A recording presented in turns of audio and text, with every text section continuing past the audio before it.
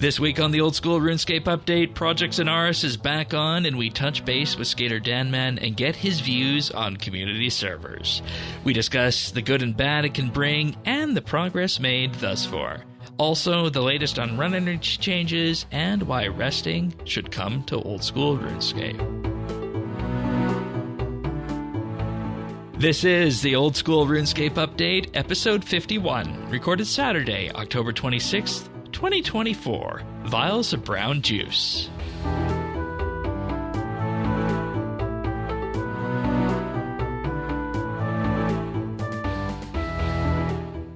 Hello everybody, and welcome to another episode of the Old School RuneScape Update. This week, a bit of a surprise podcast for us because we weren't necessarily anticipating coming back with the volume of news that we have this week. I know we mentioned in the show last week that we have a plug-in episode in the can for while Sirion is away, but nonetheless, we're going to discuss Project Zanaris and run energy changes this week, and joining me to do that is Sk8r Dan Man from Clan Quest. Welcome back to the show.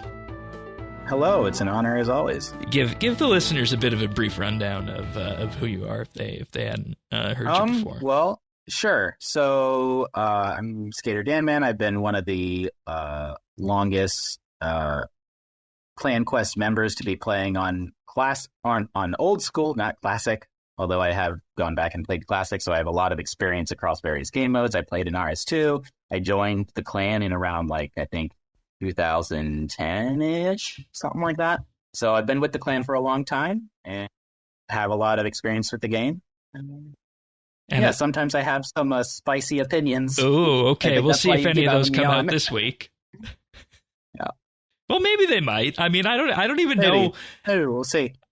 I don't even know what you think about Project Zanaris, and I think that's probably a good jumping off point. But if listeners want to see the show notes, update.show/OS.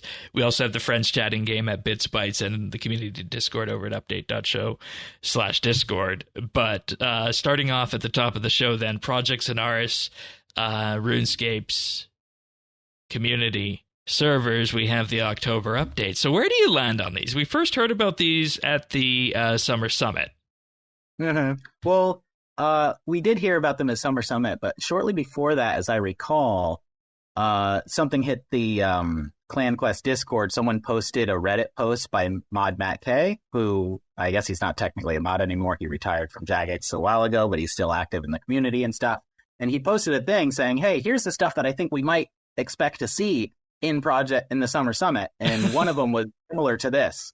Although I know when he proposed it, it had this sort of sketchy monetization scheme that was really, let's say, got some attention, I guess I'd say. Yeah, and it seemed like, okay, that maybe it could work, but that part seems a little sketchy. And that's the interesting thing. We haven't heard about monetization at all on this, have we? Right, and I think that's a very important point. Like, a lot of my opinions on this are kind of like, okay, well, I'm kind of reserving opinion until we hear more about the monetization, because I feel like that's going to be such a huge part of whether I even care about having. Like, are you going to spin one of these up if it's, $20 a month compared to $5, for example, right? And like, what's the point?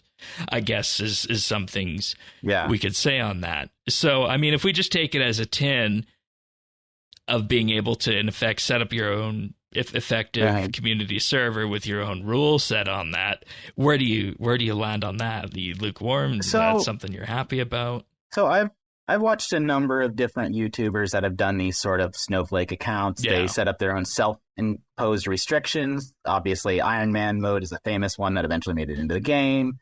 Settled did various ones the Swampletics, the region restriction, which then became part of how they designed leagues. And he also recently did Nightmare mode, which is utterly insane, trying to do insane accomplishments while taking 0 damage. He's basically a hardcore, but he also can't take any damage from anything. So that's a crazy thing that potentially someone could make a server for. And they've talked about other things like that. He did the Tile Man mode, which he wasn't the first person to do that either, but that's an interesting idea. And one of the things, if you listen to the Project Zanaris Discord stream, that when the JMods were talking about it, one of them said that all of that stuff is cool, but they're more excited about the stuff that they just haven't anticipated, the stuff that has yet to be designed and created as a potential server. And I think that's all kind of interesting. Like, obviously, I think some of the cool stuff that people are doing with these self-restricted accounts is cool. And in a vacuum, each of these things I think is fine. Like, everybody plays the game differently and enjoys the game differently. And sometimes having these extra self-imposed restrictions adds an extra challenge and an interesting element to the game in the way you choose to play it. The thing that I think I'm most concerned potentially about, and maybe this is just like a worst case scenario, but I think worst case scenario, you might end up with a situation where there's some sort of player designed server arrangement that ends up being popular to the point where it starts competing with the main game, or even like a collection of different servers, and then dividing the community as a result of that. And like, the community is already divided enough just between RS3 and old school, and then having just like some other, like, here, these are all the people who are doing this. At least our Iron Men and our Ultimate Iron Man and hardcore characters and whatever are still playing main game. We're all playing the same game together. Feel like it's a little weird to potentially have this option that there might be some server that just becomes so popular. There might be people who make an account in the game and then they never actually play main game. Right. They're only using that account to play on these alternate servers. And the way I look at whatever weird things they offer is that if you have a certain set of skills that you don't like, or, you just want to, make combat almost a non-factor in it, you could, in effect, have, a 10x combat XP and Slayer server that effectively enables you to get to the end game of the game combat-wise without, going through all the pain on that. Right. And then just making it a skilling game on the side. And, we don't know at this point, and I think this could be another very interesting thing, that if the servers have support for it, if the hooks are there to say, well, let's also start tracking these community servers on wiseoldman.net, and then, oh boy, what if, those start having a very substantial high score population compared to the main game? Right. I see your point on that. There have been a few things that they pointed out in the podcast, the modcast that they did, talking about this. They said that a couple things that they're doing to try and avoid this sort of thing, although honestly, the things that they suggested, I think, are doing basically nothing to actually help with this, although they might still be good ideas in their own right for other reasons. One of the ideas they said was, what was it? Oh, that on these private servers, any updates to the main game will be delayed by several months. And I think that does basically nothing. Because, like, if you're someone who has decided that, okay, I made my account, but I only play on these private servers because they offer something that I prefer, and that's just a better gaming experience for my preferences or whatever, and that's what I play. If, like, some new raid or X content comes out in the main game, it's not going to bother me. I'm just going to say, okay, I'll wait 3 months, 4 months, whatever, and then I'll just play it in the server that I play on if I'm interested in that. And content. The reason I think the reason that's not a concern is because you already have cases like that where people take, a step back from the main game for 2 months, 3 months at a time for things like leagues and Deadman and whatnot, where those worlds are run pretty much in a steady state. So that's basically doing the same thing here. Right. And there's also, I'm an active player, and there's content. We were discussing this a little bit before we recorded. I've still never gone to Tormented Demons because I just have other goals I'm working towards. It's like, that's fair. If it doesn't matter to me that, like, one of the really great things about old school is that it's not like a lot of other MMOs and popular games where the the game that matters currently is the most recent stuff. It's not the fact. Precisely. It's not an idea that the end game is the game. Or getting or that end game is the game, whereas old school really leans in on that mid-journey kind of stuff. Yes, exactly. Like, it doesn't matter when an update came out. They put a lot of effort into making sure that updates are relevant for a long time. So you can come in and play content that came out 10 years ago, and it's still going to be relevant for your account to do that. And so it doesn't make, I don't see how it matters that the new content, whatever the new hotness is, I have to wait a few months to play that. Okay, fine. I have other goals I'm working towards. It doesn't matter to me. Just like I haven't touched Tormented Demons yet. It's like, well, it just doesn't matter to me right now. If I get a greater demon task, then I'll go check it out. But right now, you get to this point here, which is the exact same path that you're on, is that, you know, for somebody who's max, this is going to be, you know, a treasure trove of things that they can do. Mm-hmm.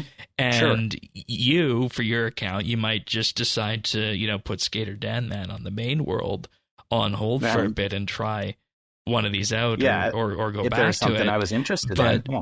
The question is, I think, is that, you know, is this going to hold people's attention better than Jagex's primary offering? Because I know in the first, you know 2-3 weeks of leagues, the XP multipliers that were over there, it's just a continual adrenaline rush, getting level after level, and just having so much power that you don't have in the main game. I think there's a lot of different you can set something like this up here.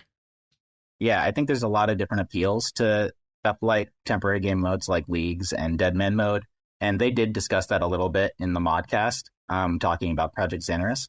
And yeah, like, I don't know if just having a server with accelerated XP rates would be enough, but I think there could be a situation where someone has come up with some golden recipe that just appeals to a lot more players. Yeah. One thing that a lot of people say about RuneScape is that it's a grind fest, and of course it is. And a lot of us, we have a love-hate relationship with the grind.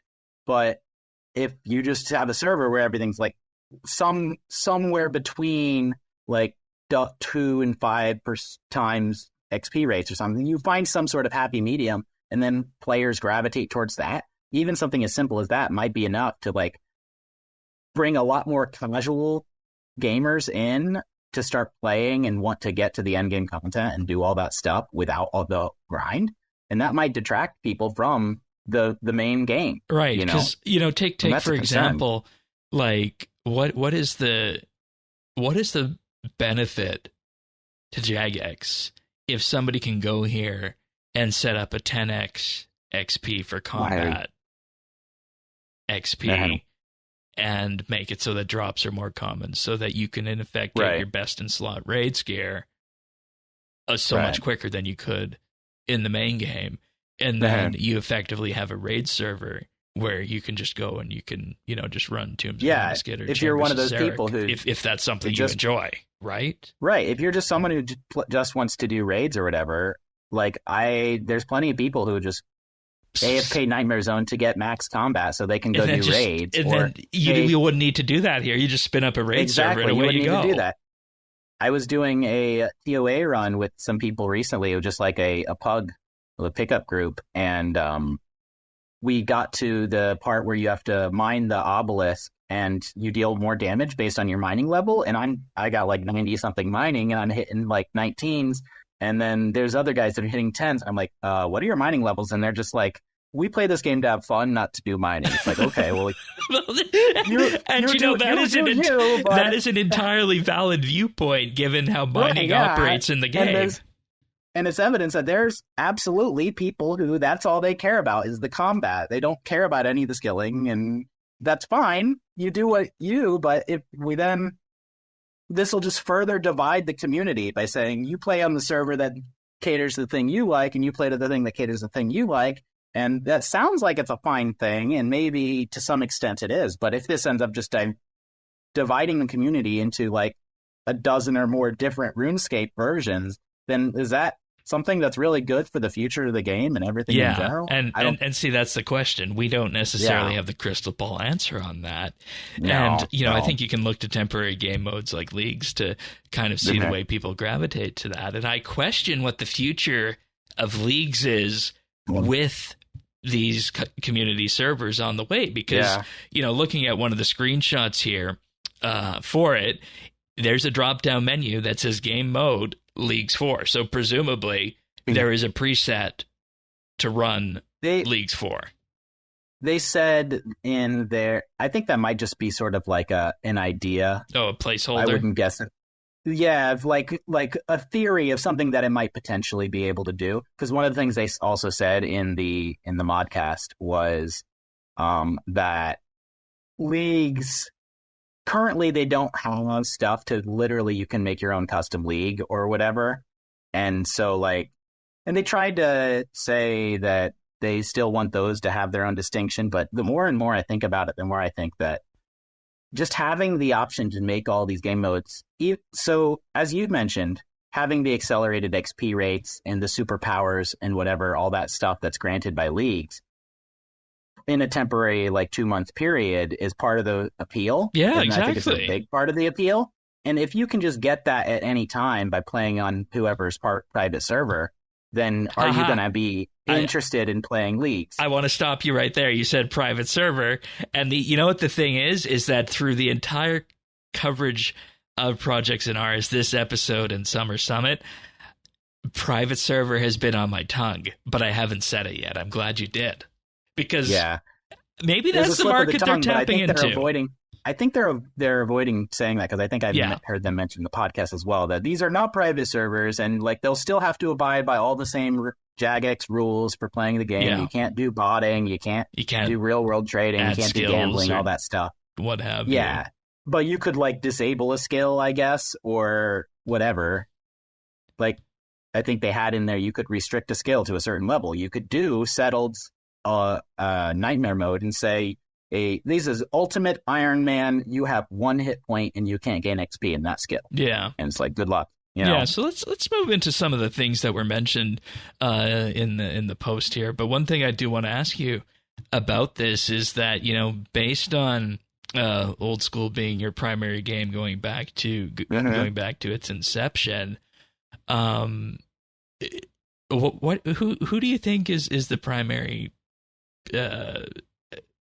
primary market for this? Is this for people who are on the private servers? Is it for people who, want to, in effect, run leagues all the time? Or is it my take and my idea that I think it's a content creator tool? I think it's kind of all of the above. I feel like maybe in a way this is an attempt by them to say, look, we see so many ideas from the community, stuff that maybe we would like to experiment with. Let's just give you guys the tools to experiment with it and have your fun and do all this crazy stuff that you want to do. And then if by some chance there ends up being some server that everyone really likes for whatever reason, then we can consider whether any aspect of that is worth adapting to the main game. And kind of just a way to let the community go out and do sort of what they've been doing for all these years, where RuneScape is this game where you're dropped into this sandbox, and ultimately the progression system is heavily dependent on you setting your own goals and then working towards whatever that goal is and playing in whatever way you want. And they're kind of just leaning into, let's give you the tools to play in whatever way you want, and then go from there. Yeah, okay. So I think it kind of is just trying to appeal to a broader audience maybe not to appeal to a broader audience, but maybe more to allow the existing player base to try some of the crazy stuff that they're seeing people talk about on various socials and stuff. Yeah, and that's what I would guess. That's what I see. I see the ability, for a content creator or what have you to have their own custom world, and then say, hey guys, you want to see if you can compete with me, maybe you can do it even better than me, then that might be an option. I think for that. That was some of my first impression as well. It's very content creator focused. and that could be really cool. But as we discussed, I see a potential for this to kind of just like scratch the itch that people get from stuff like leagues and other temporary game modes, or to a point where people might not even play the main game anymore. They would feel like, I don't have a lot of time to play, so I play this accelerated XP server. But maybe that is good for Jagex, because maybe it's better for the game as a whole, because it means that people who can't play as much and that's where we get to enjoy the game in their own way. And that's where we get to the money angle too, because, presumably each one of these servers is going to cost some amount of money between, probably minimum 5 and maybe, north of 50.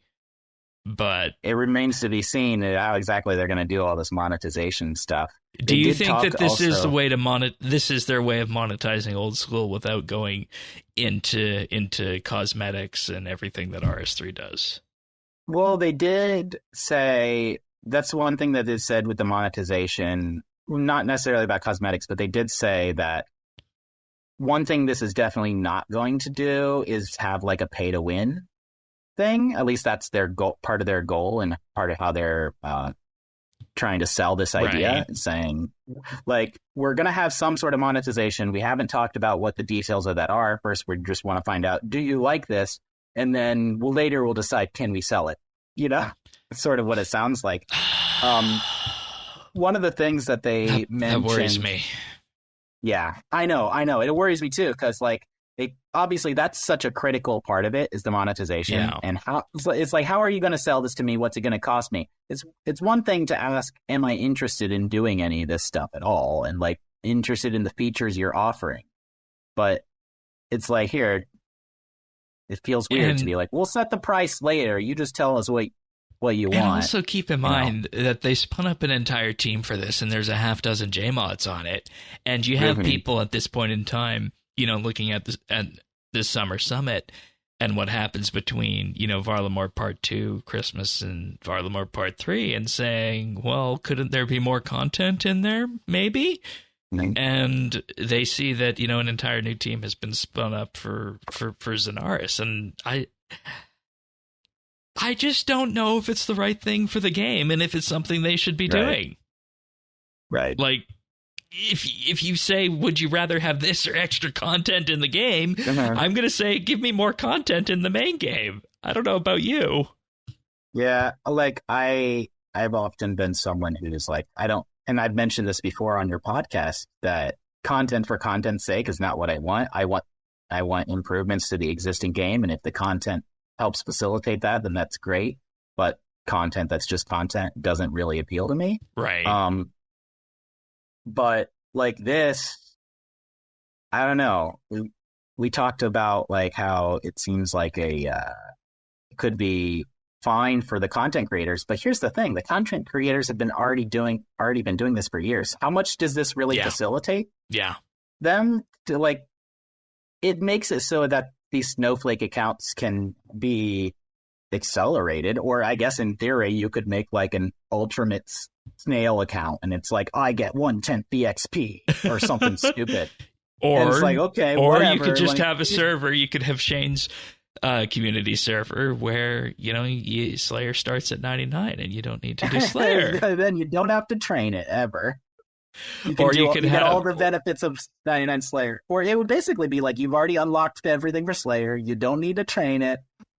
Or you could have the quest haters one, because one of the things that appears in the character parameters that you're going to be able to choose is complete all quests off the bat.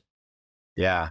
I don't want to go off on too much of a tangent, but I was reading up some stuff about the leagues, the new leagues, and there's a bunch of quests that they're auto-completing that I don't know why they're auto-completing, because they don't have like prerequisites that require. Oh, interesting. Like I think one of them is a Taste of Hope or whatever, the one that you need to get into the city, to get into this to do Theater of Blood. And like, I didn't mind doing that quest, but I guess they're just auto-completing because they want people who unlock more changes to just immediately be able to go in there. To go into the raid. yeah, I guess, but like I want to do that quest because it gives a lot of XP. Yeah. So I don't know. Yeah. Anyway, and that that's a became the tangent. league strategy as well. Yeah. And I mean, if we thumb through the various parameters that you're going to be able to set, you know, you can go through each skill and you can set them to what they are going to be when the character spawns. Like what they might start with, just like how you normally start the game with 10 hit points. So what is your minimum? What's your maximum?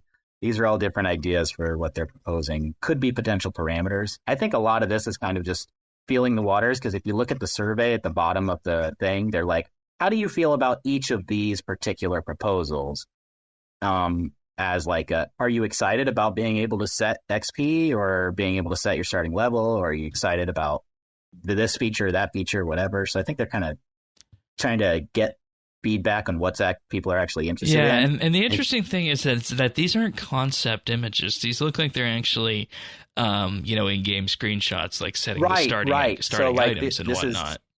Right, and I think a lot of this is stuff that they have the potential to already do. Like, these are parameters that they are easy to work with based on what they talked about in the modcast. It seems like the sky's the limit, right? Like, they could do potentially crazier stuff in the future, all sorts of stuff, but right now these are like the easiest stuff for them to implement right off the bat and figure out what people are interested in and go from there.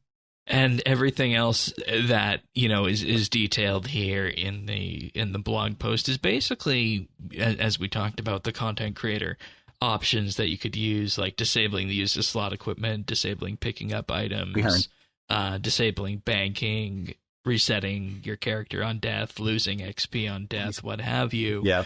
I go back to the video that was proposed at the Summer Summit that I think was like 8.5 minutes long or something extravagant like that. Mm-hmm.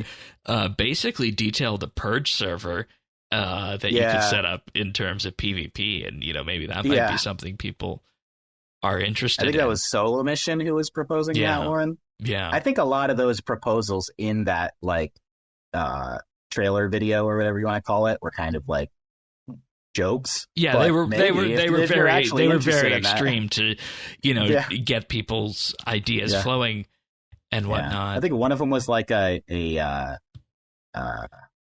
fashion escape server. It was just like, you get points for having the best fashion or something silly like that. Yeah. And I mean, at the end of the day, I think everything that they've listed in the post here is probably a good thing to have. I don't think anything outright breaks it. Of course, the survey will speak on that. I didn't see it. Did they say something about accelerated XP as a thing? Or is it just like change your starting level to just X? Change your starting level. I don't think there's anything in a way that does something similar. Yeah, you could just like start at 99 with whatever you don't want to train or something like that. Well, yeah. The reason I say there might be accelerated XP on that is mainly the fact that one of the, like I mentioned at the top of the segment, there's the game mode drop down Leagues 4.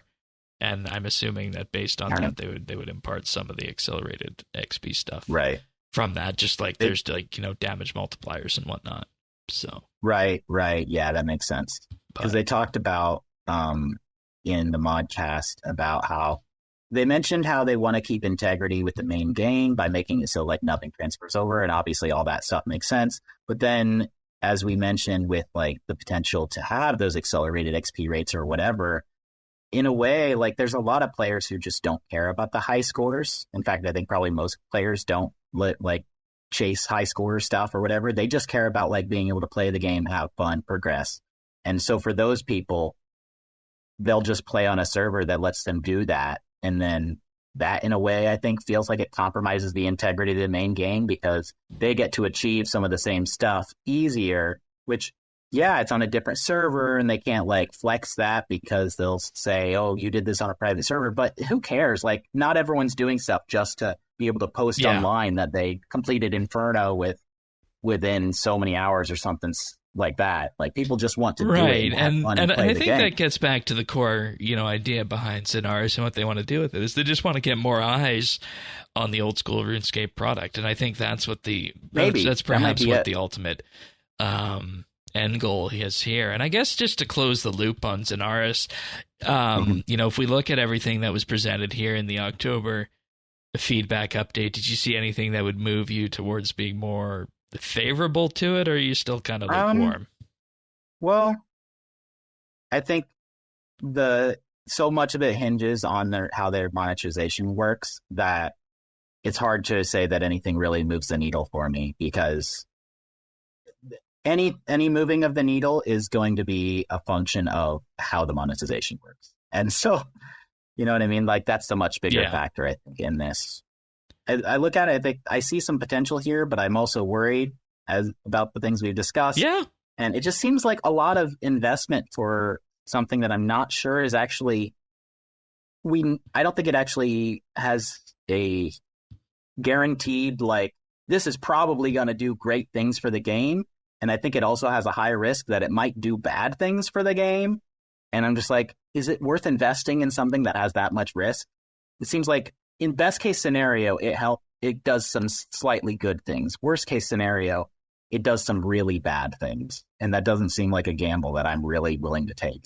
I think that's probably the best way that it's been put, because at the end of it all, when you land on this, you realize that, well, this could potentially shift what is old school RuneScape, and that has been something that has been curated now, for 10 plus years and has managed to survive community polling. And the question is, well, this is a big step, and I don't necessarily know, again, if the bulk of people asked for it out there. But I guess I'll throw it out to the listeners now.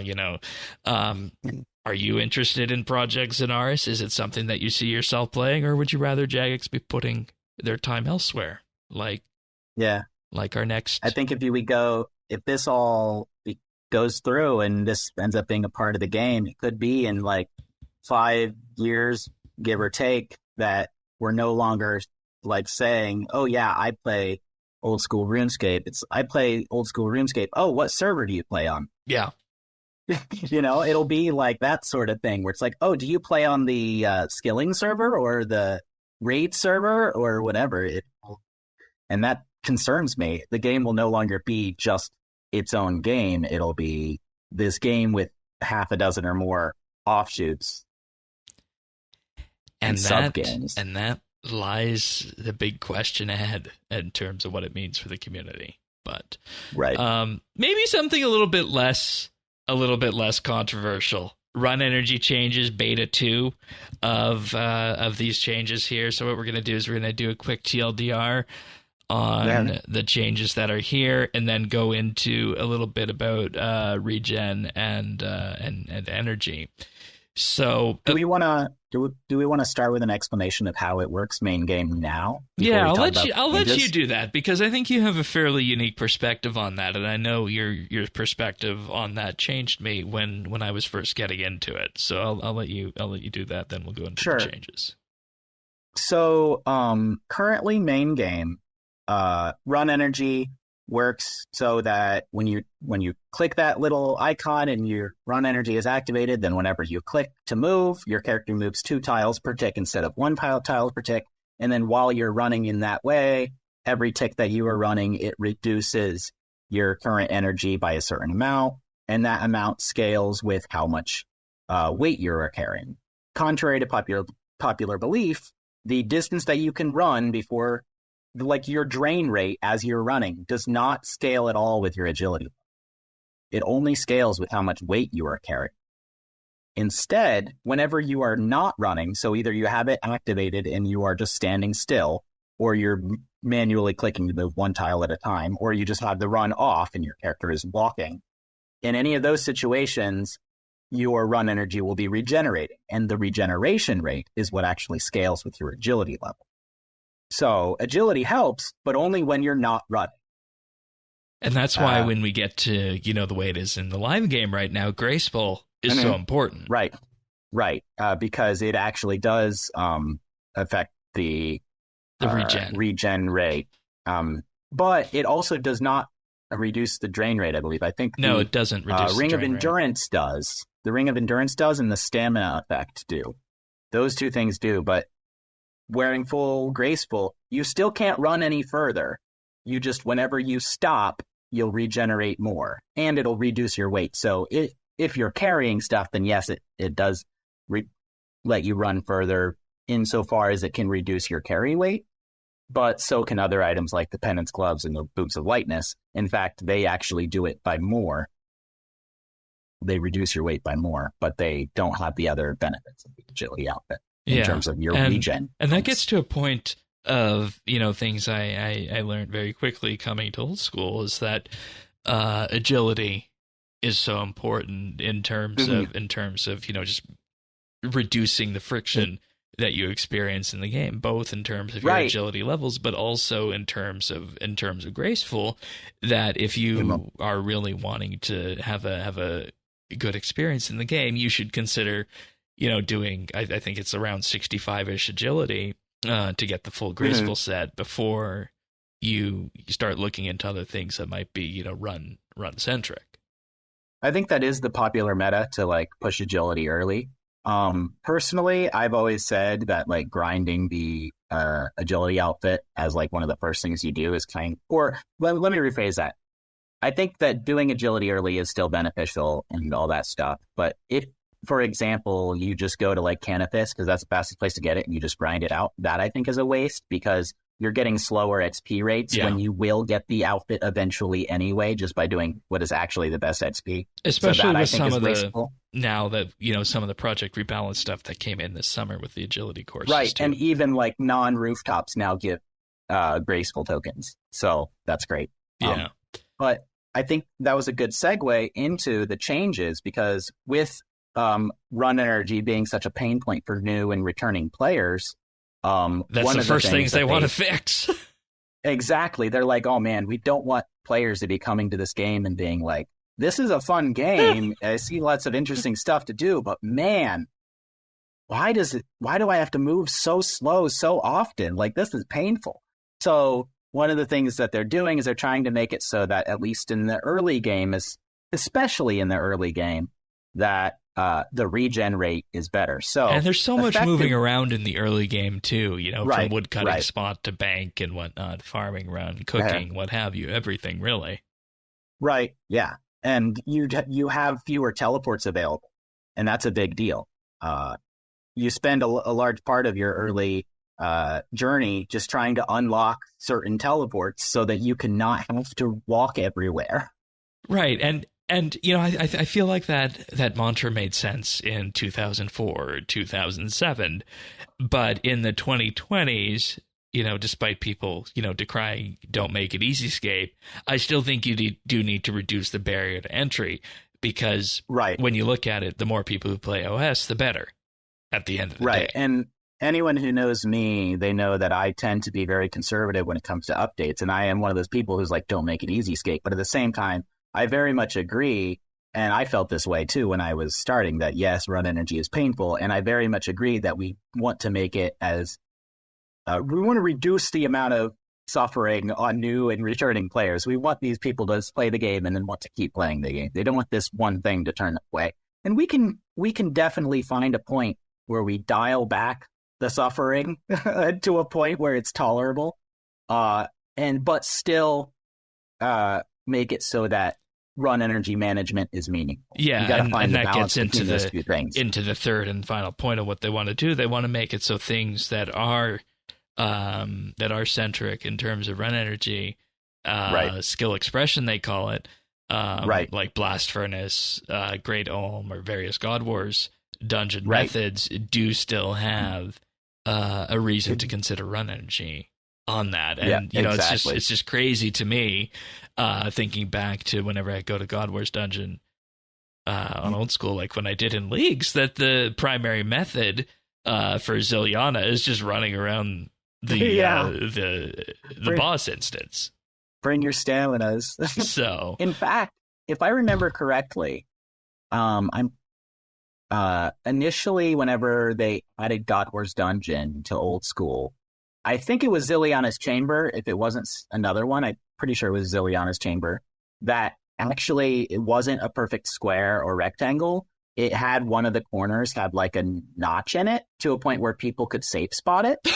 And they had to remove that pretty early.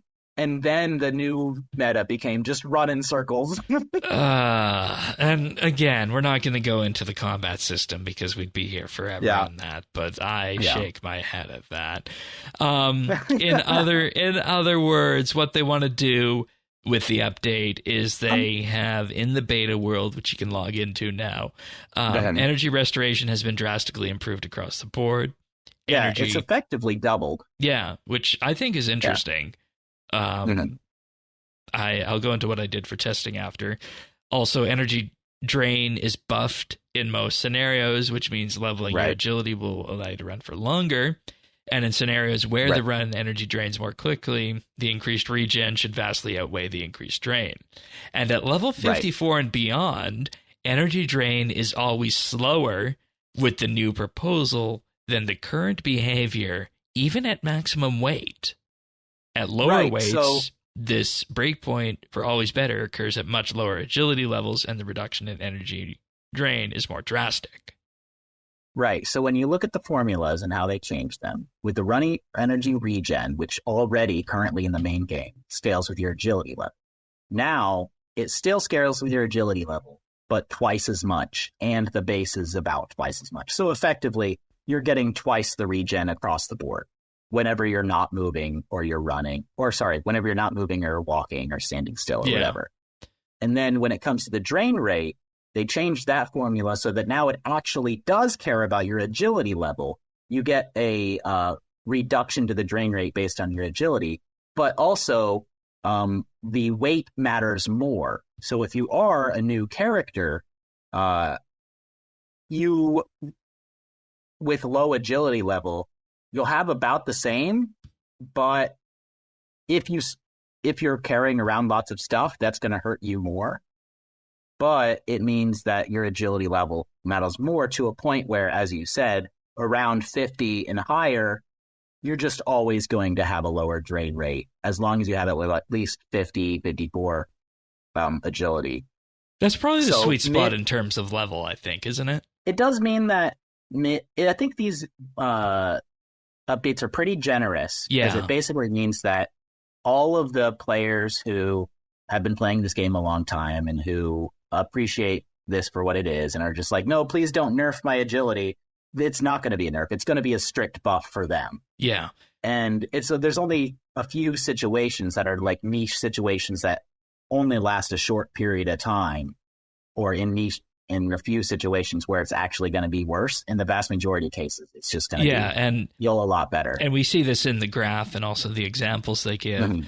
To regenerate from 0 to 100 would take 12 minutes and 30 seconds at level 1 agility, but at 99, it only takes 417 ticks to do that, or 4 minutes and 10 seconds in-game right now. And this gets sped up if the changes go through as are in the beta to 6 minutes 40 at 1 and 2 minutes 5 at 99. Yeah, basically having the amount of time to fully regenerate. Which I think, I honestly think that's the thing that needed to be influenced the most and tweaked the most was the regen side of the equation, if I'm being honest. Well, that, and I think it is important that they made this change to make it so agility applies to drain rate, because I think that's how most players think it works. So let's make the function actually work similar in some way like people think it works, because that just helps with understanding like how the game actually works mechanically. Yeah. That weight and agility are both factors in this equation, not just weight. And, again, we go to that level 54 mark where the maximum weight of 64 kg or higher would result in a slower drain rate than the current behavior. So 54 is not a big ask for that to start seeing benefits. It really is not. Like 54 is just a drop in the bucket when you look at the grand scheme of just any account that plays more than a few weeks or a month or whatever, right? Like it doesn't take long to get to 50. And like 54 is where it starts to get better, I think, but I think closer to 50. It's basically as good, or, so it is a very low bar to get to a point where it's just better than it is main game, or at least it is easier to work with. And I mean, if we look at quests, for example, I'm not going to include the rescuing King Haoiji from Recipe for Disaster, but if we look at quests under agility requirement level 46, there's at least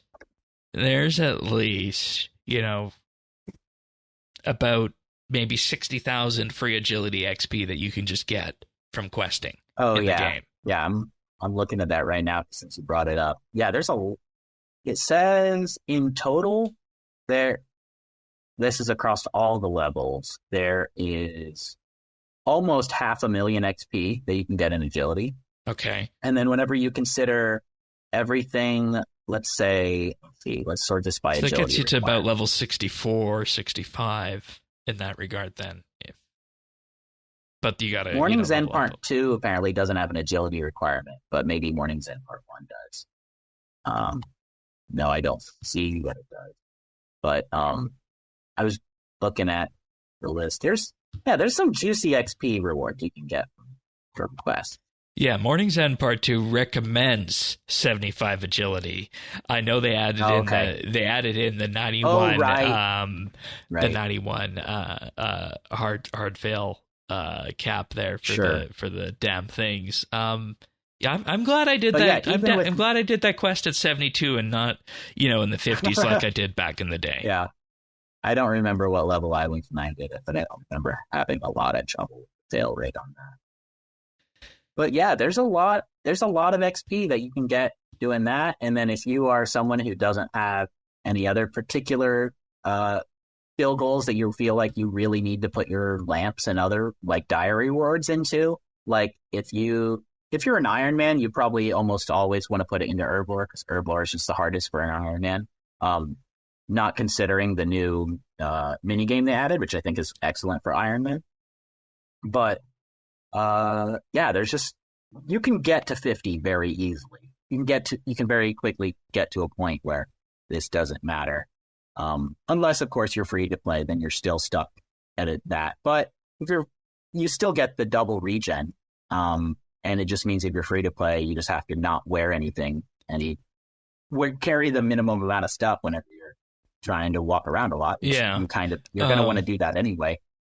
I did. Fun fact, though. Go ahead. I don't know if a lot of people know this, but your agility level does apply on free-to-play world. So if your membership runs out and you've got agility, it still helps you. Yeah. I did a little bit of research, and back in the day, in 2009, I think they removed it so that it no longer would do that. You would no longer get the benefit. And then they put it back. RS2. I remember. Yeah, I remember hearing about that. Yeah. Uh-huh.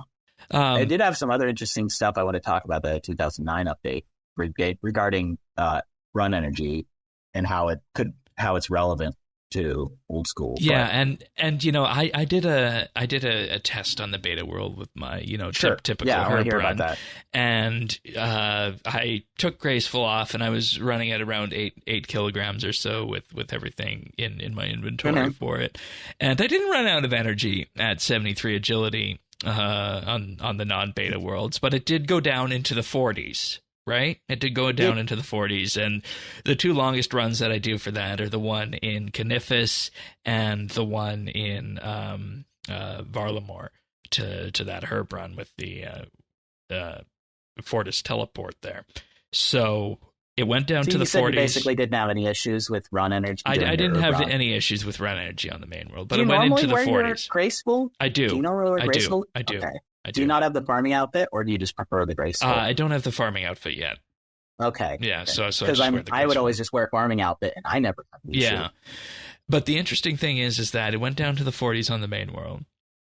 But in the beta world, it didn't go much below 75. Right. So it is noticeable. And I'm sure it will be noticeable. Like even me having 91, 92 agility now, I think I'm 91, and doing various stuff, like I still run out of run energy sometimes. And there's situations where I'm just like, should I bring a stamina to this? Is it worth doing that? And I think those situations where I'm kind of on the line, because I'm pretty stingy with potions, I'll walk if I need to. But I think that there's going to be more of those situations where I'm like on the fence about whether to bring one or not. Well, I'll feel like I don't need to bring one. But I think there's still absolutely the situations where you really want one. You're probably still going to want one. And that comes down to the skill expression like they were talking about. Yeah, exactly. I think it'll feel better in general, but it still will invalidate energy potions and other stuff. Do you... Vial Vigor will still be How do you good, feel about the update? I know when we first started talking about agility back in the day, you specifically mentioned the use of stamina potions and the and the crystals that are used to make them and whatnot. Do you feel crystals? Yeah, do you feel that the changes here to run energy and whatnot still leave enough of a place for the stamina potions and whatnot? Yeah. So I think probably we could expect a noticeable drop in like the demand for them, because like there are a good number of people who just always have a vial of brown juice on them.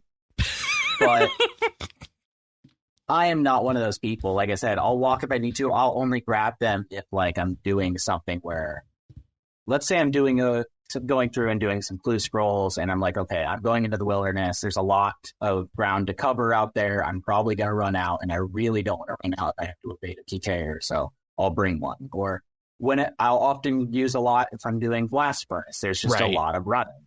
Like there's still plenty of activities in the game where you're going to want to bring them. It's just there might be a lot more situations where there's people who just always have one on them because they just really hate walking, and they will find that they need them less because they'll be running out less and they'll be regenerating faster. So I think we'll see a noticeable drop, but I think there's still absolutely will be plenty of demand for that. Okay. Okay. Fair enough. You said you wanted to mention the 2009 run energy changes. We'll do that, and then we'll start wrapping things up.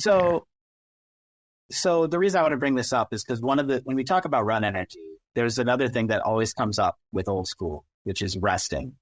Resting has never been added to the game unless you count they added foresters, campfires or whatever, where you can sit at them. It doesn't give any benefit. It just looks cool. And okay, like this would have been, at the very least, they could have let running work like this or resting work like this, where you get energy regen. But for some reason, the developers and or the community are just terrified of resting. But I think what a lot of people forget is that in 2009, whenever they added resting, along with that update, they also effectively did something similar to what we're getting now, where they completely overhauled the formulas. So your energy would always regenerate a lot faster. And we got to a point where run energy is practically a non-factor in RS3. Right. In the times where I have gone back and played RS3, if a situation occurs where I run out of run, I'm like, what happened? How did that happen? It's like, it's a bizarre anomaly to ever run out of run energy in RS3. And I think people maybe think about the changes that happened with that update, and people who want there to be this dynamic of having to manage your run energy are just like that. After that change that they added resting, I didn't have to worry about it anymore. But that's not because they added resting. That's because they doubled the energy regen and they added all this other stuff. So would it be fair to say that it might be a good idea to add as a cherry on top resting with this update? Yeah. Well, I've been saying for years, even since early old school, that there's no reason they couldn't add resting and just calibrate the rate at which you regain the energy to a point that feels balanced. Yeah. If you have it so your energy regen is at a state where resting does let you regenerate faster, but not so much faster that it's more efficient to stop and rest, then it's just people are not going to stop and rest to regen energy. They're going to stop and rest because they have nothing better to do. and you can't do anything else while you're resting. Like, you can find a good balance point where it could be tied into agility, so that say if you're probably north of 80 agility, it just shoots up like a rocket, and you only need to rest maybe 15, 20 seconds, and then you're back at 100. Maybe that is the high end of it. I think that the way you need to balance it is you figure out how long your energy lasts whenever you run, and you make it so that stopping to rest regenerates at a rate so that if you were instead to just keep walking, you would have made more distance by just stopping to walk for a ways instead of stopping to rest first. Right. You know what I mean? Yeah. To make it so that stopping to rest is not more efficient than just keep walking. If you balance it around that, then I think you get to a certain point pretty easily. And I think if they had just made it so that the resting with the forestry update, if that was what was required, then it's like, okay, so not only is it a slow regen or whatever point they balance it around, but you also need to carry around a hatchet and a tinderbox, and you can only do this where there's trees. It's like, okay, are there not enough restrictions to just let this happen? Right, yeah, and see, that's the thing. It makes it more of like a game world aspect to it, and it's just a question. Weird. Like, I feel like the conservative nature of the game at point has limited quality of life things in that same vein. Like, I for the life of me, one of the things that I still don't understand is I don't understand why the community is so opposed to a tool belt, for example. I mean, it's just a basic hatchet and a chisel and a tinderbox and a few other things on there. Why not? I think that is a bit contentious. Well, I know it is, and I found out it was contentious. Should we add a money pouch? Should we have a currency pouch too? What do you think? Is that something that you feel? No, I don't need a currency pouch. I don't use my currency pouch on RS3. So, but I go back to the barbarian training update that let you use your fingers for the seed dibber, and I remember that that was a contentious update when we put the shot, and I'm like, why is this contentious in that regard?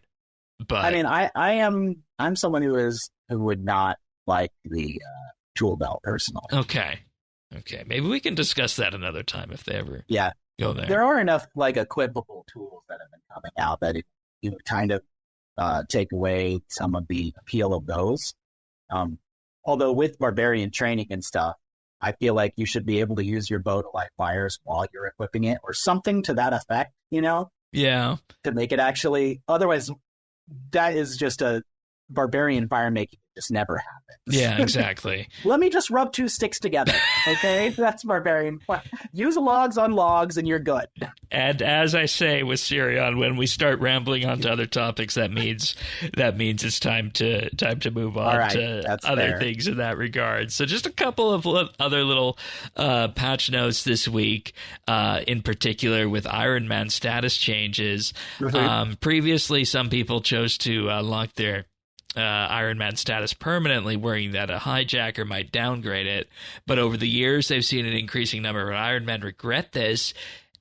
So now that there's Jagex accounts bringing updated security options, there is now an option as of this week's update to make the old permanent option no longer available. So if you'd previously locked an Iron Man status and now wish to downgrade it, you can, provided you have the security of a Jagex account. Right. I think this is just good quality of life.